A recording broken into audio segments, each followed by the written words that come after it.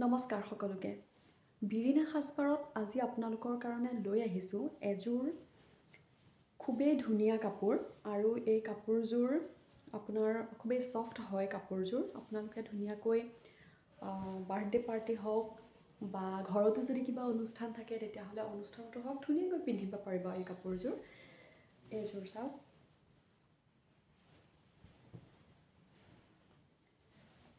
এইযোৰ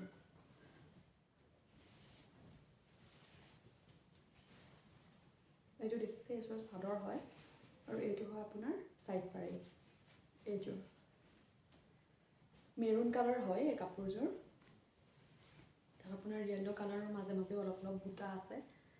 চাওক, য়েল্ল' কালাৰত আৰু এইযোৰ হয়।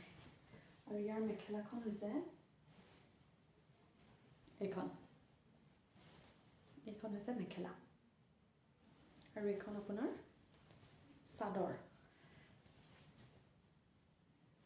আৰু ইয়াৰ প্ৰাইচটো একেবাৰে বেছি নহয়, ইয়াৰ প্ৰাইচটো হৈছে মাত্ৰ 850 টকা।